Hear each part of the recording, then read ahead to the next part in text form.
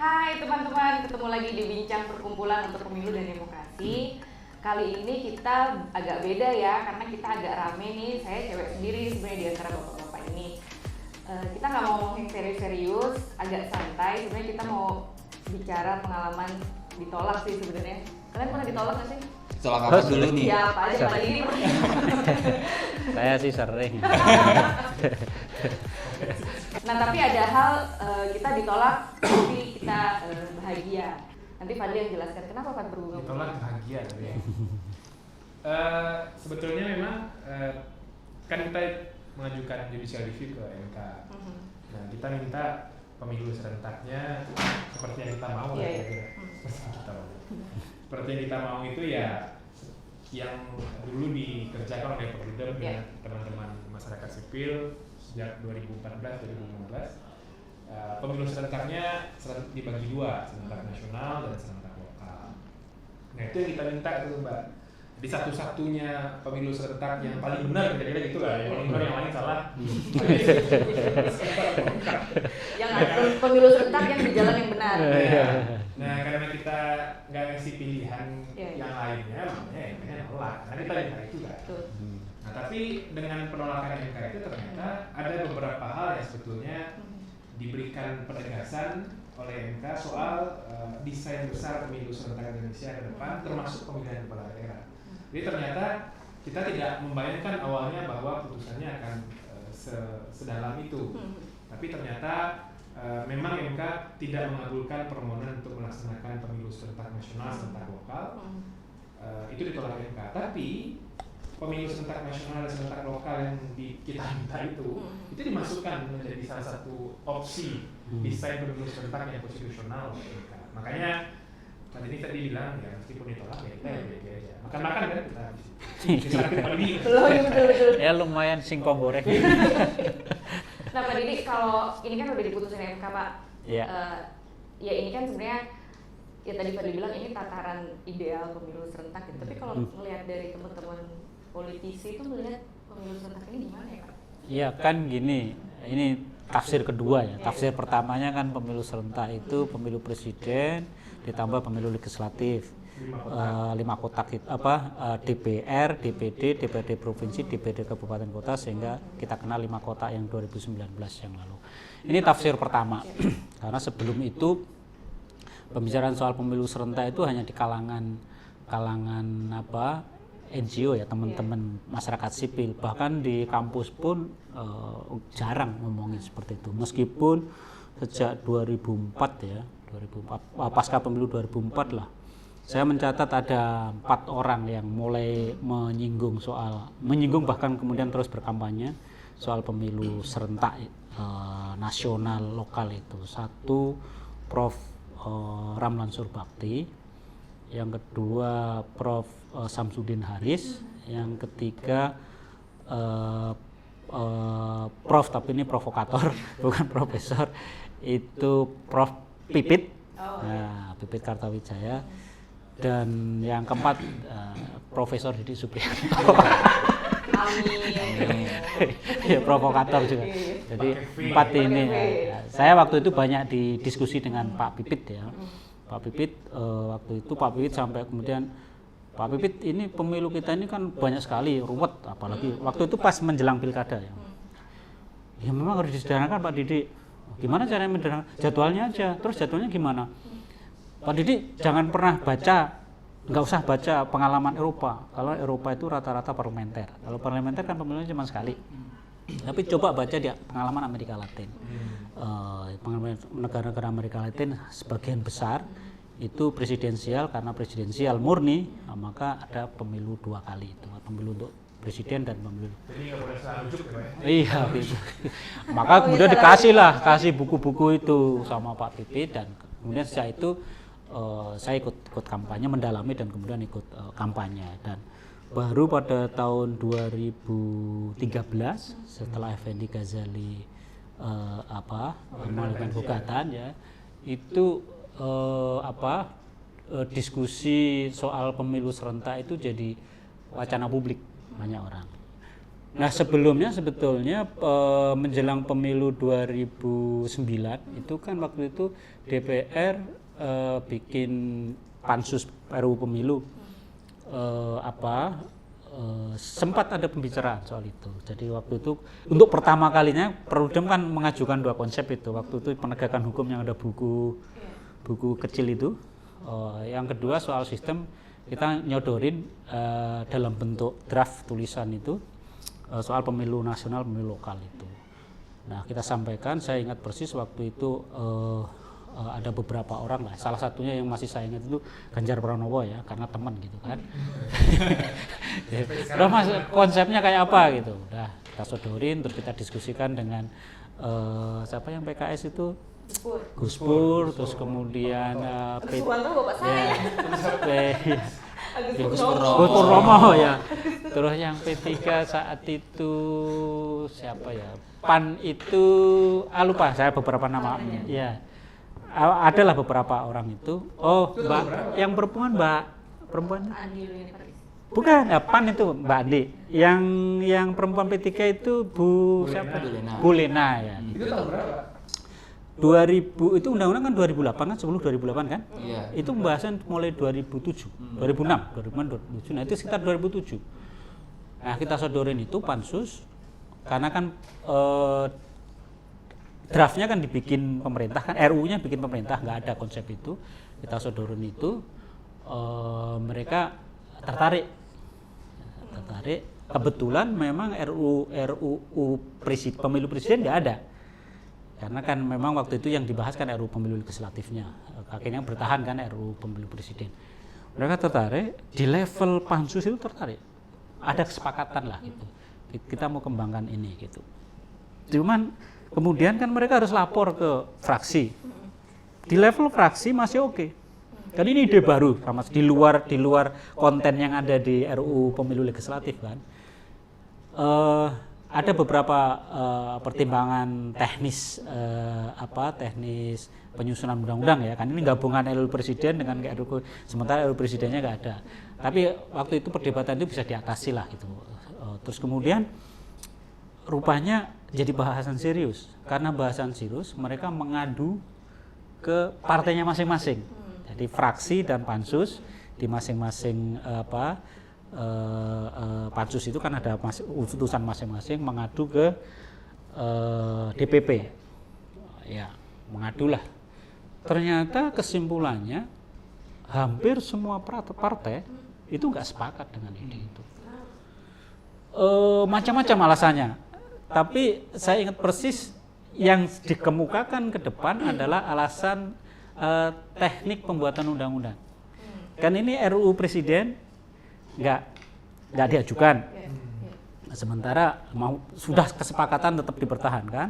Sementara yang diubah kan yang diubah atau digantikan RUU pemilu legislatif itu. Jadi alasan itu yang dikedepankan ke publik ya saat itu. Tapi sebetulnya di balik itu ada alasan-alasan yang prinsip ya macam-macam lah. Ada yang ini mengganggu integrasi nasional. Ada yang partainya belum siap, memang belum terbayangkan semua itu kan. Nah, sehingga ide itu bablas hilang. Terus kemudian memasuki pemilu 2014, ide itu nggak berkembang lagi. Meskipun kita kan dorong saat itu kan, tapi nggak direspon lagi. Sampai kemudian si Effendi Ghazali menggugat dan kemudian berhasil. Tapi sebetulnya kan kalau kita lihat kan inti dari alasan Effendi Ghazali gugat itu kan karena hak konstitusional terganggu, karena waktu itu dia pergi ke sekolah kemana atau pergi kemana, mestinya kalau pemilu serentak dia bisa sekali pilih, nyoblos 5 itu, tapi karena pemilu presidennya beda, maka dia nggak ngikutin pemilu presiden, karena pas pemilu presiden dia pergi. Dan ada pertimbangan-pertimbangan lain, akhirnya muncullah keputusan itu. Saya termasuk salah satu saksinya, ahli, dan keterangan saya ya bersama dengan apa yang saya sampaikan kemarin. Nah, akhirnya muncul itu kan tafsir pertama. Jadi yang namanya pemilu serentak adalah pemilu presiden plus pemilu legislatif, dan itu yang kemudian banyak perbincangan. salah satunya adalah kekhawatiran kalau pemilu serentaknya model seperti ini, maka ini akan keberatan baik penyelenggara maupun pemilihnya gitu. Partainya juga mengeluh gitu kan. Nah, sejak itulah maka diskusi soal pemilu serentak itu muncul terus menjadi wacana publik, banyak pihak yang urun rembuk, sementara kita yang di Perludem kan konsisten, pokoknya pemilu nasional, pemilu lokal, pemilu nasional, pemilu lokal, ya udah yakinlah itu yang paling baik gitulah, ya paling ideal gitu kan. Sehingga ketika pasca pemilu serentak 5 kota itu amburadul kemarin ada 500 orang meninggal, pemilih banyak yang bingung, terbukti dari angka tidak sah naik dan lain-lain, muncul wacana lagi legislatif eksekutif, muncul macam-macam itulah, sampai kemudian ya diskusi sama teman-teman kan, saya udah kita gugat aja lah daripada nanti enggak ini kita gugat. Nah, tapi pakaian saya Fadli kita gugatnya langsung ekstrim gitu kan, pokoknya MK yang paling benar ini pemilu nasional, pemilu daerah. Pemilu nasional alasannya seperti ini, pasalnya seperti ini. Pemilu daerah itu alasannya seperti ini, pasalnya seperti ini. Tolong dikabulkan gitu. Tapi enggak mengabulkan. Tapi dari situ kita tahu MK menurut saya memberi tafsir kedua. Kalau sebelumnya tafsir karena pemilu serentak adalah pemilu presiden plus pemilu legislatif, sekarang yang namanya pemilu serentak adalah pemilu presiden, DPR, DPD. Lainnya boleh ditambah, boleh enggak. Ya, ini yang saya kira penting, sebab MK sudah meyakinkan kita semua bahwa yang namanya pengertian pemilu serentak itu ya pemilu legislatif eksekutif. Jadi presiden, legislatif atau parlemen. Sebab kalau pemilunya cuman legislatif saja itu bukan pemilu serentak, mestinya bareng. Makanya pemilu DPR, DPRD, DPRD provinsi, kabupaten kota dan DPD itu kan serentak sebetulnya. Tapi nggak kita sebut pemilu serentak, itu pemilu legislatif karena memang hanya satu unsur saja. Bukan, kalau ini kan ada eksekutifnya gitu. Nah, saya kira MK sudah memberi tafsir kedua dan secara akademis itu memang yang benar gitu. Sehingga kita tinggal melanjutin saja. Pilihannya kan sekarang tinggal partai politik. Mau milih macam apa, tapi kan sudah dipagari MK gitu. Nah, ini kan kalau kita baca putusan MK, sebenarnya putusan MK itu kan tidak sebenarnya dia bukan tidak mengubah ya, dia dasarnya tuh tetap dengan putusan Mahkamah Konstitusi nomor 14 tahun 2013 kan, kalau kita lihat pertimbangan hukumnya bahwa bangunan sistem pemilu di Indonesia itu haruslah sistem pemilunya yang mengarah untuk memperkuat sistem presidensil, karena sistem presidensil adalah sistem pemerintahan yang disepakati dalam konstitusi. Nah, tapi ini ada catatan juga ya dari kita sebenarnya dalam putusan ini kan. MK menegaskan ini memperkuat sistem presidensil, salah satunya dengan pemilu serentak. MK kan memagari serentaknya itu legislatif dan eksekutif, artinya presiden, DPR, DPD satu paket. Tapi kan itu tingkat nasional, tingkat daerahnya sebenarnya tidak dibahas oleh mahkamah. Gitu. Nah, sebenarnya penguatan sistem presidensil kan tidak hanya di level nasional dan daerah kan, di Bogor juga harusnya. Iya, Bogor, rumah saya dong. Iya, betul banget Dan Inis.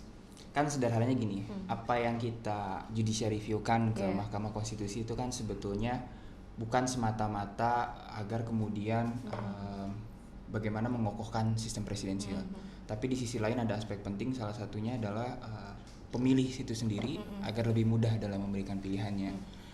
Kan kalau kita milih di dalam pemilu presiden, legislatif itu kan sama aja ketika kita milih jodoh gitu ya. Harus jelas bibit, bebet, bobotnya gitu. Nah, kayak pemilu 17 April kemarin gitu kan.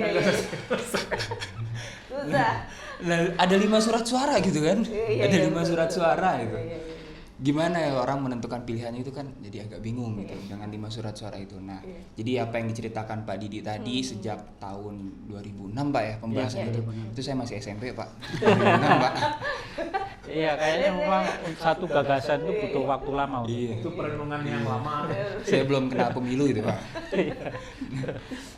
Ada beberapa ide yang memang masih lama.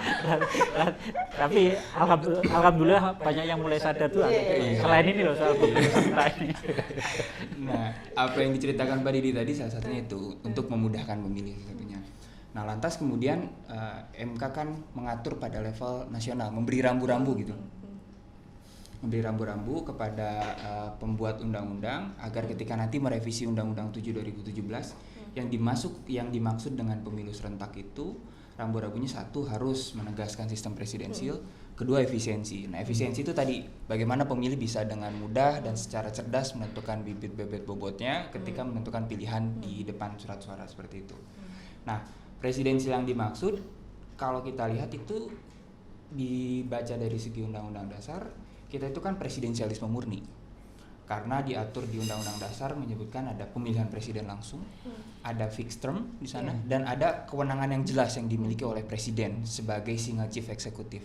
Dia sebagai kepala negara sekaligus kepala pemerintahan, kira-kira seperti itu. Nah, sebetulnya di Undang-Undang Dasar pun menyebutkan bahwa sekalipun presiden dipilih secara langsung, tetapi ketika merumuskan undang-undang, APBN, itu tetap memerlukan persetujuan DPR sebagai pengawas dari eksekutif gitu kan. Nah, logika bekerja ini sebetulnya diadopsi juga di level daerah. Bagaimana kepala daerah terpilih, baik gubernur, bupati, wali kota, ketika dia membuat perda, nah dia harus tetap mendapatkan persetujuan di level DPRD provinsi dan juga DPRD kabupaten kota, kira-kira seperti itu. Nah, persoalannya, nah seringkali misalnya karena kan pemilunya sebelumnya dipisah nih, pilkada serentak sendiri, kemudian DPRD provinsi dan DPRD kabupaten kota digabungkan di 17 April kemarin. Artinya ini akan merubah konfigurasi politik di level daerah dengan dalam sisi komposisi kursinya. Bisa jadi di pilkada ketika gubernur atau bupati wali kota itu terpilih, dia didukung oleh kursi mayoritas di DPRD provinsi dan DPRD kabupaten kotanya. Bisa jadi karena pilkada serentak yang sebelumnya kan gelombangnya 2015, 2017 dan 2018. Nah, karena ada pemilu serentak 2019 yang memasukkan DPRD provinsi dan DPRD kabupaten kota, ini bisa jadi berubah. Artinya bisa jadi kepala daerah yang terpilih itu mendapatkan dukungan minoritas atau tidak signifikan. Nah, hal inilah yang kemudian kenapa kemudian yang diajukan oleh Perludem itu kan pemilu serentak nasional itu untuk memilih presiden, DPR dan DPD, sedangkan serentak lokal itu untuk memilih gubernur, bupati, wali kota dibarengin dengan DPRD provinsi dan DPRD kabupaten kota agar tercipta yang disebut kotel effect. Nah, kotel effect ini bukan minuman, Mas ya. Bukan minuman. Kotel effect itu Bukan enggak boleh. nggak boleh. Iklan dulu. Kotel effect itu kira-kira bahasanya tuh sederhananya efek menarik kerah. Nah, efek menarik kerah itu agar keterpilihan presiden atau di level eksekutif baik kepala daerah, gubernur, bupati, wali kota memiliki dampak bawaan berkaitan dengan perolehan suara bagi partai politik si pengusung kepala daerah ini ataupun presiden. Nah, jadi harapannya ketika nanti dipisahkan antara pemilu serentak nasional dan pemilu serentak lokal, ketika presiden terpilih harapannya akan mendapatkan partai politik si pengusungnya ataupun koalisinya sehingga mendapatkan kursi yang cukup signifikan yang dapat membantu kerja-kerja presiden dalam merumuskan undang-undang tersebut. Dan di sisi lain di kepala daerah di level pemerintahan lokal, gubernur yang terpilih, bupati yang terpilih itu juga mendapatkan kursi pendukungnya di DPRD provinsi dan DPRD kabupaten kota cukup setimpal. Jadi efektivitas yang dimaksud itu salah satunya adalah tata kelola pemerintahan dalam pembentukan perundang-undangan maupun perda di level daerah kayak gitu. Nah, MK kan sebenarnya memberi model ya Pak Didi ya. Kemarin kan ada 6. Ya, Fatri urutannya Fatri. Iya kan, ini saya bukan yang pertama ala 2019. Ya. Kalau kita mau milih itu lagi kok rasanya nggak? Ya kemarin aja nggak kita. mungkin. Harusnya kita mau membunuh 500 orang lagi. Iya kan kemarin sudah banyak. Nah, kompleksitasnya. Pilihan model yang kedua adalah presiden, DPR, DPD dan kepala daerah. DPR-nya dikeluarin kan? DPRD-nya. DPRD-nya keluarin. Pilihan ketiga, model ketiga 7 kotak. Semuanya dalam satu hari sistem satu hari pemilihan super borongan kan. Kemarin borongan sekarang super borongan bisa babak belur kan. Nah, sebenarnya mungkin dipilih kan yang nasional daerah atau yang model 3 level ya, ada pusat, provinsi dan kabupaten kota.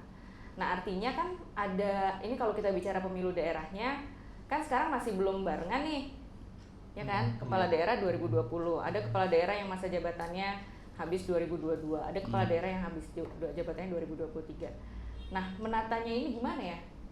Termasuk juga DPRD-nya, artinya DPRD-nya itu gimana? Misalnya nanti kita pemilu untuk 2024, artinya masa jabatan yang habis 2024, kalau mau, kita kan dorongnya jeda 2 tahun. Iya. Mau diperpanjang nih 2 tahun. Enak dong. Iya, kalau diperpanjang kan enak. Enak dong. Mereka seneng kok. Seneng ya? Kamu kalau dipotong mereka marah. Iya. Ini penataan jadwalnya itu Pak.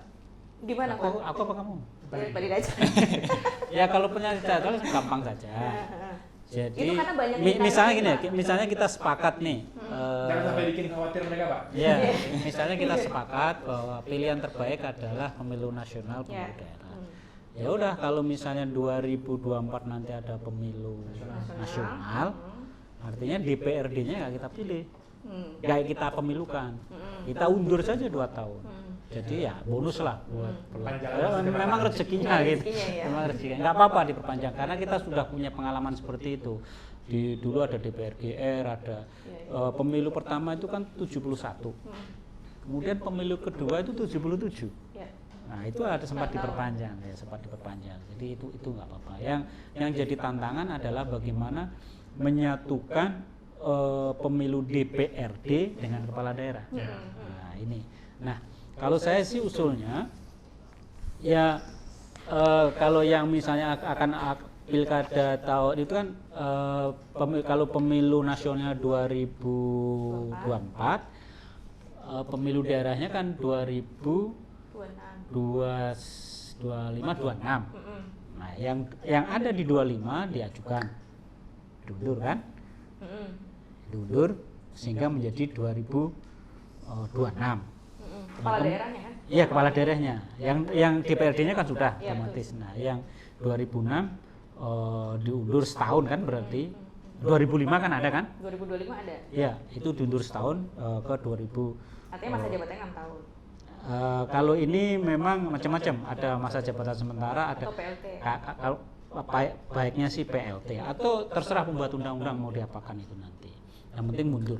Nah, kemudian yang jadi masalah kan ada yang pilkada di 2017, 2018. Nah, kalau ini menurut saya masa jabatannya yang dipotong. Tetap aja 2017, 2018 ada, tapi kemudian dipotong hanya 4 tahun. Seperti yang sekarang ini kan ada yang dipotong kan, dipotong sehingga nanti pada akhirnya akan ketemu di 2000 berapa gitu ada hitungannya gitu. Jadi dipotong 4 tahun, dipotong 4 tahun, kalau nggak salah 2 kali dipotong 4 tahun akhirnya ketemu. Di 2006 tambah 5 31 lah ya, 31 atau 3 tambah 5 lagi 36. Itu bisa ketemu di sana. Jadi ya memang perlu penyesuaian gitu. Tapi sebetulnya kalau itu sih teknis gampang dihitung ya. Karena kita punya pengalaman maju mundurkan pilkada kan. Masalahnya adalah mau nggak ini DPR yang notabene partai politik mengambil skema atau format pemilu nasional, pemilu daerah. Ini yang saya kira jadi tantangan sebab saya merasa sekarang kan sudah nggak ada alasan lagi nih. Kalau dulu kan alasannya ini teknik perundang-undangan agak susah. Saya berkali-kali saya diyakinkan teman-teman nggak bisa mas ini karena RUU Presiden waktu itu nggak diajukan. Undang-undang pemilu presiden tetap bertahan sehingga ini pemilu nggak mungkin kita mau merentakkan sementara nggak ada undang-undang pemilu presidennya. Ya udah bisa diterima kan saja. Tapi sebenarnya kan alasannya bukan itu. Alasan sesungguhnya adalah pemilu legislatif ini memang sangat menguntungkan partai. Legislatif ya, pembarengan DPR, DPRD provinsi, DPRD kabupaten kota ini menguntungkan partai. Pertama, partai kan sekali tebas, sudah 5 tahun, ya kan? Jadi kerja sekali untuk 5 tahun, dan kerjanya bareng-bareng kan secara nasional gitu. Meskipun itu bikin partai capek juga gitu. Yang kedua, ini yang lebih penting saya kira, partai itu nggak mau dikontrol. Jadi kalau kan gini, kalau kita rasakan ya siklus pemilu kita ini kan 5 tahunan. Sebetulnya pada tahun pertama, tahun kedua itu kita sudah merasa jengkel nih terhadap pilihan-pilihan kita. Kalau misalnya orang yang kita jengkel pilih banget, itu, sekarang jengkel banget. ya, kalau orang-orang yang kita pilih ini kinerjanya nggak bagus, apalagi bikin kebijakan yang tidak sesuai dengan janjinya, itu kita jengkel, kita marah. Cuman kemarahan kita itu nggak ada artinya karena kita nggak bisa menghukum mereka. Pemilunya masih lama. Pemilunya masih lama. Nah, tahun ketiga kita masih jengkel tapi sudah mulai turun. Tahun keempat kita nggak peduli, tahun kelima lupa. Ya udah lupa. Begitu lupa didatangi lagi, ya milih lagi gitu. Atau kalau nggak mau milih lagi, milih partai baru. Kenapa partai baru selalu tumbuh? Kan karena itu. Nah, kalau model tahun pertama pemilu nasional, tahun kedua kosong, tahun ketiga pemilu daerah, maka pada saat kita marah sama partai karena kinerjanya nggak bagus, kita bisa menghukum. Katakanlah pada saat pemilu nasional saya memilih pasangan calon A yang didukung oleh pasangan calon nomor 1 yang didukung oleh partai A, B, C. Ternyata kinerjanya nggak bagus. Nggak memuaskan, bukan nggak bagus ya, nggak memuaskan kita, makanya saya nggak mau memilih lagi. Sebaliknya kalau dia bagus bisa Pilih dipilih Kita pilih lagi Nah, gitu. itu Nah, ya. kita bisa menghukum mereka gitu. Nah, sekarang ini mekanisme hukuman itu nggak terjadi karena 5 tahun sekali itu tadi. Yang kedua, karena ada pilkada di salah satu. Pilkada itu bukan pekerjaan partai politik. calon. Pekerjaannya pekerjaan calon. Karena apa? Urusan partai politik di pilkada itu selesai pada saat pencalonan. Begitu pencalonan selesai, partai udah jalan sendiri-sendiri. Yang bekerja adalah calon. Makanya itu calon yang kemudian terpilih itu nggak matching dengan kebijakan partai. Seringkali itu seperti itu karena calon yang terpilih ini merasa kontraknya dengan partai itu udah selesai gitu, sehingga partai pun nggak bisa ngontrol. Nah, dengan demikian sebetulnya efek dari pemilu nasional lokal itu tidak hanya membuat pemilih bisa mengontrol partai, tapi juga mendewasakan partai dan bisa memperkuat partai. Jadi fungsi partai sebagai pengirim pejabat di eksekutif dan legislatif itu benar-benar jalan. Sekarang ini nggak jalan. Sekarang yang jalan kan anggota legislatif mau jalan kemana, pejabat eksekutif mau jalan kemana, partainya mau jalan kemana, nggak ada hubungan. Pasca pemilu nggak ada hubungan. Nah, nanti itu akan terbangun. Dengan pada situasi seperti itulah pendewasaan partai akan lebih cepat gitu. Sekarang partai kita ya maaf ya susah dewasa ya karena memang dia dininabubukan oleh pemilu yang 5 tahunan itu tadi gitu. Dan pilkada yang bertebaran dan nggak menyentuh, nggak jadi urusan partai tapi urusan calon masing-masing calon. Nah sekarang kalau pilpres kan kita lihat persis pilpres itu apapun yang dilakukan Jokowi itu jadi concern partai karena memang situasinya mendorong seperti itu. Jokowi nggak sukses, partai akan berdampak karena partai yang musuh Jokowi ini akan bertanggung jawab. Nah di pilkada itu nggak terjadi karena memang kontrak partai dengan calon itu selesai pada saat tanda tangan berkas pencalonan. Setelah itu ya jalan sendiri-sendiri. Nah inilah yang saya kira nilai positifnya. Kalau misalnya partai kita pengen dewasa, gitu, mau cepat dewasa gitu. Tapi kalau partai kita pengen dinabubukkan terus ya pilihannya ya mungkin jadwalnya itu tadi mencopot DPRD atau mencopot pilgub dari pemilu ini tadi. Ya tapi untungnya KPK kan sudah MK sudah mengikat gitu loh. Jadi ya mau nggak mau mereka sekarang pilihannya nggak banyak lah gitu. Mau tetap mempertahankan pola yang sekarang ini, pilkada jalan sendiri dan kemudian menggabungkan DPRD dengan pemilu presiden. Artinya 5 kotak lagi dong. 5 kotak lagi. Tapi kan itu sama aja, kita mau membunuh 500 orang lagi. Mau partai mengambil kebijakan seperti itu. Apalagi kalau 7 kotak. Tidak 500 orang yang meninggal nanti, mungkin 1000 orang gitu. Atau paling nggak ada orang mau jadi KPPS kan gitu. Itu yang harus dipertimbangkan betul sama bapak-bapak yang terhormat itu. Ibu-ibu juga, Pak. Ibu-ibu juga. Dan terutama pimpinan partai. Pimpinan partai harus menyadari ini bahwa ini demi pendewasaan politik partai juga demi bagaimana sistem pemerintahan presidensial kita yang ada di level nasional, provinsi dan kabupaten kota itu bisa efektif. Seperti itu. Nah, artinya kan tadi ya ada nasional, daerah.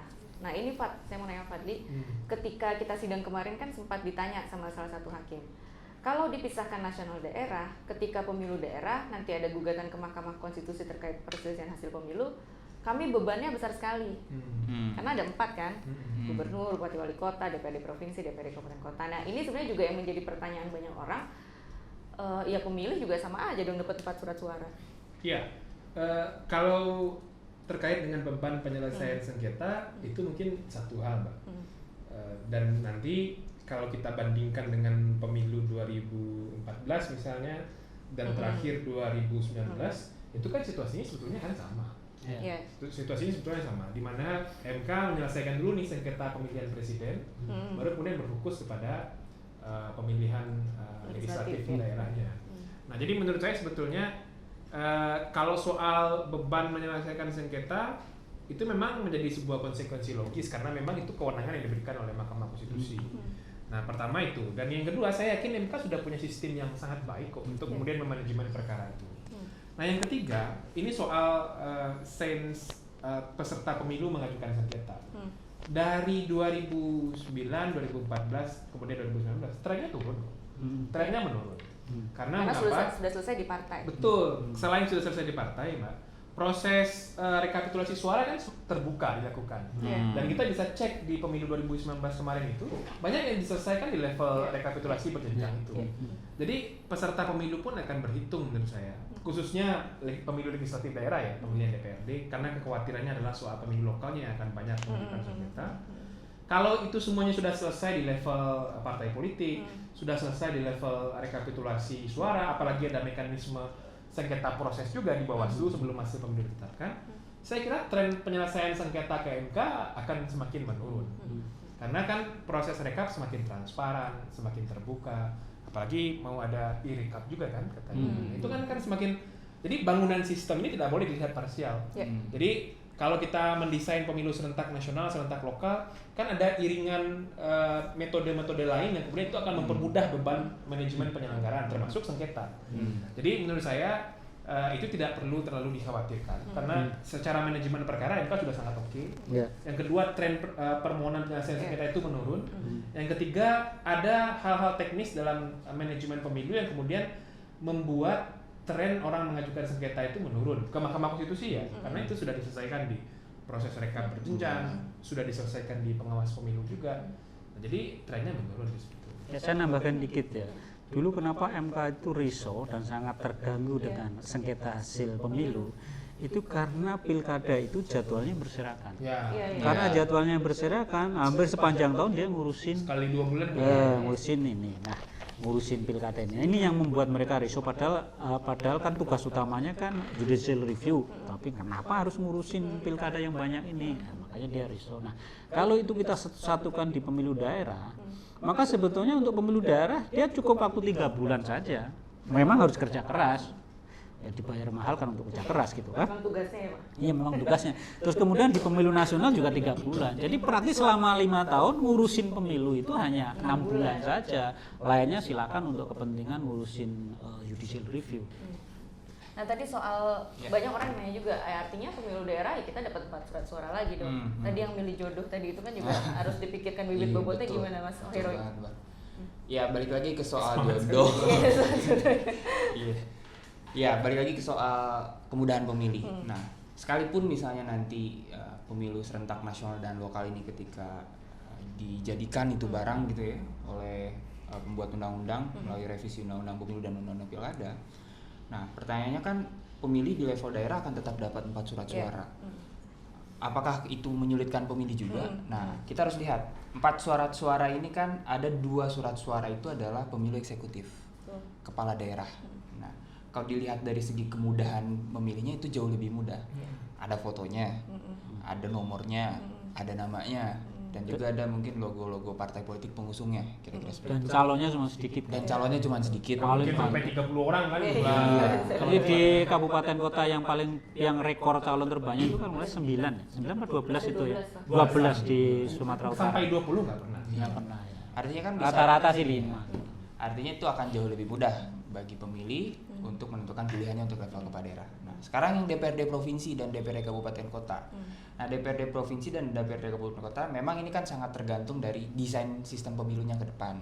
Apakah mau nanti tetap terbuka atau tertutup, kira-kira kayak gitu. Nah, buka tutup ini apa nih? Harus di-clearkan dulu. Buka tutup ini sistem pemilunya, misalnya kalau sistem pemilu terbuka itu seperti yang kita langsungkan di pemilu 2009, 2014 dan 2019. Di surat suaranya itu ada nama-nama calegnya.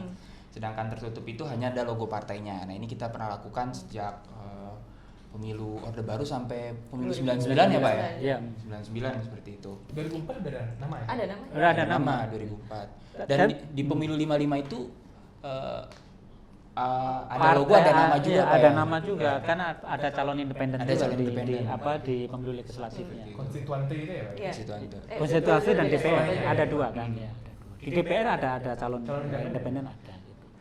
Nah, soal ini ya sebetulnya kalau katakanlah pilihannya tetap terbuka. Karena surat suaranya nggak begitu banyak, cuma 4, dan di daerah itu kan dapilnya Iya, kecil. relatif kecil ya. Bisa saja itu foto nanti yang dimunculin, jadi tidak nama lagi. Karena kalau kita bandingkan ya surat suara nasional sama daerah, itu rata-rata ya lebih luas, lebih lebar surat suara nasional karena calonnya lebih banyak, dapilnya dapilnya lebih kecil sih. Nah, di daerah ini sih penglihatan aja ya, perlu dihitung. Kok rasanya surat suara bisa diperlebar, diperlebar saja, surat suaranya diperlebar sebesar koran gitu, tapi di ini ada fotonya. Langsung pilkada dalamnya Pak? Enggak, surat yang legislatif. Oh, legislatif. Ya kita tetap model suratnya seperti itu, cuman tidak nama tapi foto. Pilihan lainnya ya dapilnya diperkecil. Kalau dapilnya diperkecil kan surat suaranya bisa kecil, lebih ramping. Gitu. Tapi ini perdebatannya kelihatan sih memperkecil itu gampang, tapi perdebatannya bisa. Tapi sih kuncinya ini menurut saya ini kan ada 6 pilihan yang paling mungkin disimulasikan lebih dalam itu ya pilihan serentak nasional, serentak lokal, dan serentak di 3 level. Kayaknya itu yang paling mungkin untuk disimulasikan secara mendalam. Karena kalau 5 kotak kita udah punya pengalaman dari Kalau 5 kotak aja sudah kayak gitu, 7 kotak udah nggak mungkin. Mungkin. Nah, kalau hanya mengganti DPRD dan gubernur di rangkaian 5 kotaknya kan percuma juga ya Pak. Iya, betul. Makanya mungkin menurut saya ya nggak boleh juga kemudian tiba-tiba sudah ngotot dengan satu pilihan. Mungkin disimulasikan lebih dalam saja beberapa pilihan yang mungkin menjadi alternatif nanti bagi para pembentuk undang-undang. Tapi kalau serentak di 3 level itu kasihan juga pemilih. Artinya di dalam selama 5 tahun itu akan ada rally pemilu yang tidak akan henti gitu loh. Karena kan tahapan pemilu bukan tahapan datang ke TPS kemudian selesai gitu kan. Tidak hanya 1 hari itu aja, tapi kan 1 tahun sebelumnya itu sudah ada tahapan pemilu, pendaftaran. Jadi itu ada pemilu nasional, pemilu provinsi, pemilu kabupaten kota, pilkades. Udah itu hari-hari pemilu. Dan trennya kan kalau kita terlalu sering udah langsung kan sekarang? Langsung kalau di tempat langsung. Trennya kalau kita terlalu ada money politik juga Pak? Alhamdulillah nggak ada. Trennya kalau terlalu sering pemilu kan partisipasi turun ya, karena dari 2014 sampai sekarang kita nggak berhenti pemilu loh Pak. Iya betul. 2014, 15, nah cuma 2016 yang nggak ada 16 pemilu. yang tidak ada pemilu ya? Iya, Pemilu terus loh kita sampai 2020 ini. Keren juga Indonesia. Nah sekarang kalau kita bicara strategi nih, sudah masuk prolegnas 2020, prolegnas prioritas ya? Ya. Masuk daftar pendek. Masuk daftar pendek. Kira-kira gimana nih mau strateginya? Boleh silakan Mas. Kalau kita sih sebetulnya pilihan-pilihan yang sudah diberikan MK ini tentu disimulasikan. Iya, kita siapkan simulasi. Kita siapkan simulasinya baik soal pilihan sistemnya, kemudian kelembagaannya, penegakan hukumnya, manajemen pemilunya, kan itu yang paling penting ya. Dan itu juga yang kemudian jadi guidance yang ditekankan oleh MK di dalam putusan kemarin itu ada 5 hal ya. Pertama, pilihan-pilihan yang 6 itu harus melibatkan partisipasi semua stakeholder secara meluas. Baik itu civil society-nya, media massa, kemudian penyelenggara pemilu dan elemen-elemen lain. Itu yang perlu dia diajak ya. Insya Allah. Nah yang kedua, itu yang paling penting itu adalah setiap pilihan sistem harus menghitung implikasi teknis. Iya, betul.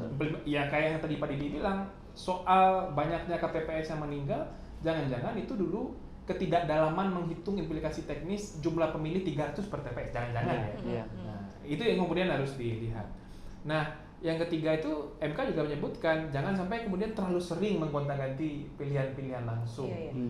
Nah, yang ada dua hal lagi yang boleh ditekankan. Makanya menurut saya sih strateginya pilihan-pilihan ini akan disimulasikan dan tentu saja pembentuk undang-undang juga berburu dengan waktu. Dan itu yang juga ditekankan MK.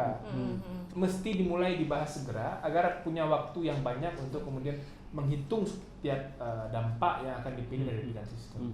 Jadi ini kan draftnya disiapkan oleh DPR ya. Nah, mudah-mudahan DPR segera. Kalau pengalaman 2019 ini memang lebih. Saya kan udah awalnya DPR. Awalnya DPR tiba-tiba DPR nggak sanggup dikasih ke DPR. Ya memang kalau RUU pemilu itu inisiatifnya dari DPR ini agak berat dan repot. Ya.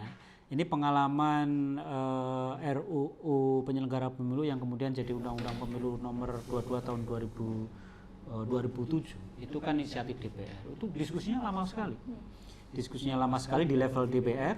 Ya, waktu itu pansus ya, akhirnya bentuk pansus lama sekali, kemudian udah jadi sepakat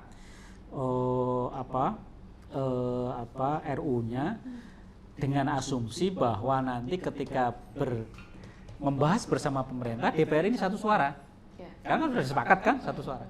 Tapi ketika membahas dengan pemerintah ribut lagi.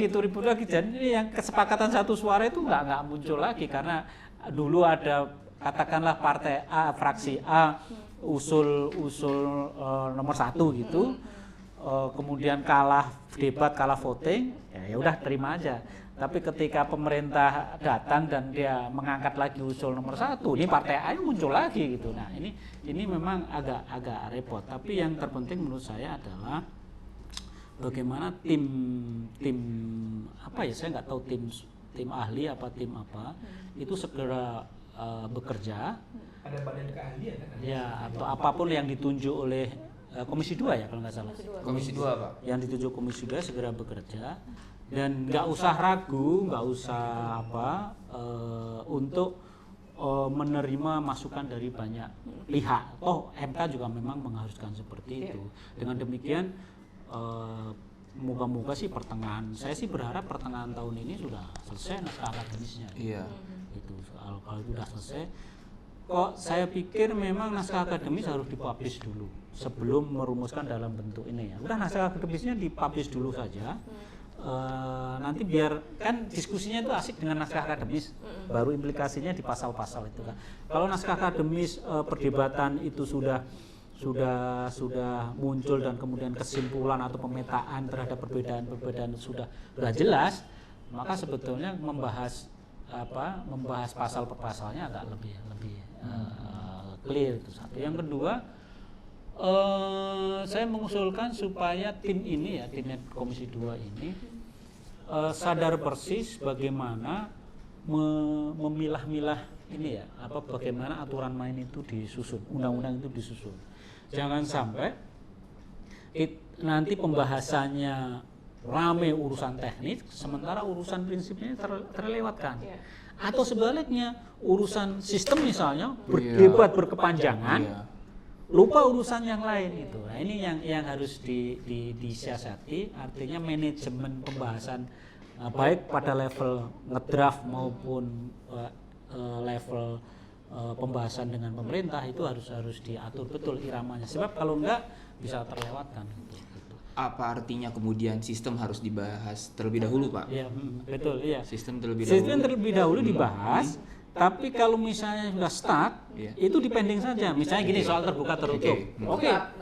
Iya, terbuka tertutup nggak ada kesepakatan. Udah stuck aja tuh, selesai. Udah nanti kapan waktu kita voting nih. Tapi kemudian di level pelaksanaannya, aturan main pelaksanaan pemungutan dan penghitungan suara kan sudah ada nih. Oke, kalau misalnya nanti terbuka surat suaranya seperti ini, kalau tertutup surat suaranya seperti ini, itu sudah bisa dikerjakan sama timnya gitu loh. Jadi jangan sampai itu stuck gitu loh. Itu kan banyak isu. Terus yang kedua juga soal ini ya, soal kelembagaan ya. Kelembagaan ini kadang-kadang anggota dewan itu sensitivitasnya terhadap pengalaman pribadi. Jadi dulu misalnya pernah punya pengalaman buruk sama KPU, maka KPU harus begini. Dulu pernah punya pengalaman buruk dengan Bawaslu harus dibubarkan misalnya seperti. Nah ini kan nggak apa-apa kalau memang dibubarkan kan gitu seperti itu. Asal pertimbangannya jelas gitu loh. Jangan karena sentimen gitu loh. Makanya penataan kelembagaan mesti konsisten dengan sistem penyelenggaraan. Dan seperti yang kemarin kita diskusikan juga, model keserentakannya akan seperti apa itu harus selaras dengan penataan kelembagaan juga. Betul, ya. Termasuk soal rekrutmennya juga perlu ditata kan, karena kalau dua pemilu nasional daerah, kan sekarang juga rekrutmen penyelenggara pemilu kan tersebar. Betul, iya. Tersebar kan. Jadi memang pilihan pertama yang harus segera diputus adalah soal jadwal pembagian. Apakah pilihannya kan yang pilihan pertama pemilu serentak kemarin kan sudah enggak. Pilihan 7 kota kan juga sudah enggak mungkin enggak. Pilihannya tinggal nasional lokal, nasional provinsi dan kabupaten kota, atau DPRD nasional dan DPRD-nya dikeluarin sendiri kan? Karena ada itu yang DPRD disatukan itu ya seperti itu. Jadi 3 pilihan ini yang harus segera diputusin dulu karena ini akan berdampak pada kelembagaan dan pengaturan rekrutmen anggota dan lain-lain, anggota penyelenggara pemilu ya seperti itu. Moga-moga sih diputusin pemilu nasional lokal ya. Amin. Kalau itu putusin lebih enak. Itu pilihan paling ideal sebetulnya. Baik bagi pemilih nyaman. Kita sudah simulasi kok soal itu.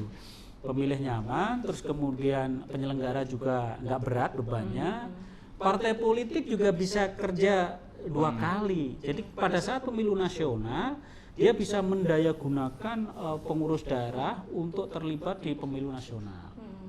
Pada saat pemilu daerah, pengurus nasional ini bisa konsentrasi membantu pengurus daerah. Kayak kemarin kan, bayangkan kemarin pemilu serentak itu, presiden, ya maafkan tadi jalan sendiri karena kampanye pemilu presiden itu praktis jalan sendiri karena apa? Karena partainya sibuk masing-masing, ngurus calegnya masing-masing kan. Provinsi calegnya malah nggak keurus Pak, kan merasa kita jadi ngikutin irama kampanye. Yang terjadi di bawah itu adalah calegnya kampanye sendiri-sendiri, dia nggak ikut kampanye pemilu presiden. Kalaupun ikut kampanye pemilu presiden ya masang gambar saja. Tapi iya intensitas di bawah itu beda. Dan makanya terhadap kesimpulan siapa dari kawan kita dari LIPI, Nur Hasim kan semuanya kotel efeknya ini nggak signifikan. Saya bilang memang nggak signifikan karena ini ada campuran antara DPRD provinsi, DPRD kabupaten. Nah ini bias. Di daerah itu istilahnya istilahnya bukan sekedar koalisi, bemperan istilahnya atas bawah itu apa namanya? Tandem. Itu tandemnya itu lintas partai, lintas koalisi. Jadi misalnya Nasdem itu belum tentu tandem dengan PDI atau dengan partai-partai pendukung siapa? Pendukung Jokowi. Dia bisa tandemnya sama DPR kabupaten kota dengan Gerindra gitu loh. Itu terjadi, makanya bias itu. Jadi ini memang kan beda urusan di level daerah sama level nasional. Makanya kalau benar-benar daerah nasional ini ya itu akan memudahkan siapapun lah ya, pemilih, partai, penyelenggara dan juga calon itu akan banyak kemudahan yang dia dapat daripada pemilu legislatif seperti kemarin gitu. Jadi ini yang saya kira perlu dieksplorasi lebih jauh lah ya. Saya paham karena ini Pak Harte agak bukan a priori ya, meragukan lah ya, mencurigai ini Perludem maunya apa sih? Enggak, ini aja. Kita berdasarkan pengalaman dari pemilu ke pemilu dan juga pengalaman negara lain, termasuk efeknya ke pembentukan ini kan, penyederhanaan sistem kepartean kan, itu bisa berdampak. Jadi kalau misalnya partai-partai politik selama ini ingin mau melakukan penyederhanaan sistem kepartean di parlemen, artinya INP-nya itu makin kecil, bukan jumlahnya makin kecil. Itu kan ada 4 yang bisa dilakukan, 3 yang dilakukan. Yang dari sisi efektivitasnya, 1 dapil diperkecil, itu efektif banget itu. Kedua metode hitungnya. Kalau mau pakai Dehon, ya kan? Yang kayak sekarang tapi dibagi bilangan 1 2 3 itu efektif banget. Tapi kan ini udahlah ini yang sekarang pakai metode ini nggak usah, ini memang paling fair soalnya. Yang ketiga ya pemilihnya dibarengkan. Kalau pemilihnya dibarengkan kecenderungannya kan pemilih nanti akan menggerombol ke partai-partai yang mengusung pasangan calon masing-masing gitu. Seperti itu. Baik, ada lagi teman-teman? Cukup ya, karena ini hari kita hari Jumat, mau weekend kan, yang mau nyari jodoh, mau nonton gitu ya. Nah, tapi sebelum ditutup teman-teman, saya tidak bosan-bosannya untuk mengingatkan teman-teman untuk like dan subscribe media sosialnya Perludem, Perkumpulan untuk Pemilu dan Demokrasi. Teman-teman kalau ada yang mau didiskusikan bisa tulis di komennya, atau juga kalau mau usul ide kita diskusi soal apa juga boleh. Lalu juga kita ada beberapa, dan bukan beberapa sih, ada lumayan lah produk buku yang mungkin teman-teman tertarik juga bisa dipesan ke admin Perludem, dan juga souvenir seperti baju yang dipakai tadi, pilih yang bersih. Nah, ini ada beberapa diskon kalau pesan minggu ini.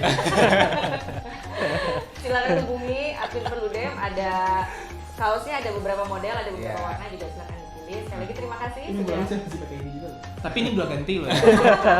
Sudah dicuci. Silakan teman-teman kalau yang mau menghubungi kontak admin Perludem bisa menghubungi sosial media Perludem atau nomor adminnya Perludem. Terima kasih sudah menyaksikan Bincang Perludem. Dadah.